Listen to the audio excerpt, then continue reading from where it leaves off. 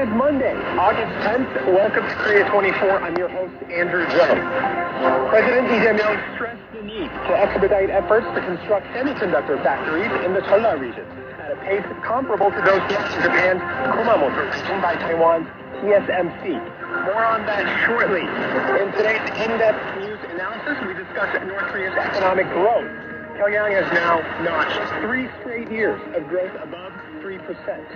Plus, in our weekly sports roundup, we talk about the return of baseball after a heatwave halted the KBS season last week, as well as updates on several Korean players in the major leagues and in European football. All that and more on Korea 24.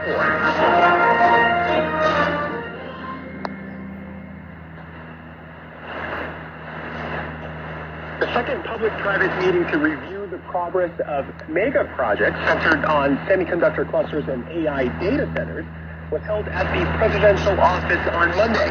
President Lee Jae-myung called for the swift implementation of the projects, saying the government needs to move beyond a simple, quote, speed war and wage a blitzkrieg to get the projects off the ground. For more on the plan and other major headlines of the day, we have in the studio Deputy Editor-in-Chief of KBS World's English News Service, Kim Young. Hello, Young. Hello, Andrew. President Lee unveiled a massive national initiative encompassing semiconductor clusters and AI data centers, often dubbed Korea's version of Project Stargate, on June 29th to accelerate the country's AI and tech transformation. The first progress meeting was held just a week later, followed by a second meeting today.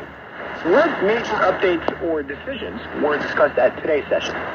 Well, President Lee really pushed for a sense of urgency today. He called for pushing multiple administrative steps through all at once, cutting through red tape and speeding up the whole implementation process as much as possible. He said securing sites and basic infrastructure is the top priority. He specifically pointed to TSMC's plant in Kumamoto, Japan, which was built in about 2 years, and that the new semiconductor cluster in the Jeolla region needs to move at a similar speed. To make that happen, he urged the Defense Ministry to temporarily relocate Gwangju Air Base functions to another military airport by mid-2028, so the government can repurpose the site for the semiconductor complex sooner. As you may recall, Gwangju Air Base was designated as the site for the Jeolla region semiconductor cluster during the first review meeting. He told officials to break ground in nearby land ahead of the actual relocation. He also emphasized securing a stable power and water supply and called for close cooperation with the National Assembly to accelerate the enactment of laws and revisions. Turning to the weather, Seoul has broken its 17-day streak of tropical nights as the intense heat wave that gripped the nation finally begins to subside. While cooler nights are a relief, daytime temperatures are still quite high. What's the latest forecast from the Korea Meteorological Administration? A succession of tropical nights when overnight lows in Seoul stayed at to about 25 degrees came to an end when cooler air flowed in from the northeast. The capital saw a morning low of 24.8 degrees on Monday, posting a reading below 25 degrees for the second day in a row. The weather agency forecast that most regions of the country will see overnight lows below 25 throughout this week.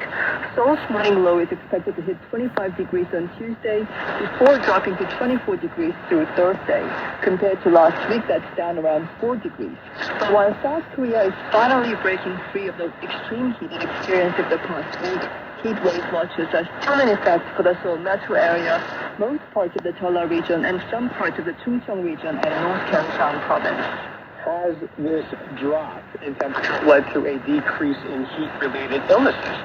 Yes, according to the Korea Disease Control and Prevention Agency on Monday, 28 people visited emergency rooms with heat-related illnesses on Sunday with no deaths reported. That's a sharp decrease compared to early August, when we were seeing anywhere from 100 to 200 new heat-related illnesses reported every single day between August 1st and 8th. Still looking at the numbers going back to May 15th, the cumulative total of heat-related illnesses stands at more than 3,300 cases, with 30 deaths reported. Fewer illnesses is welcome news, but a severe drought is gripping the southern region.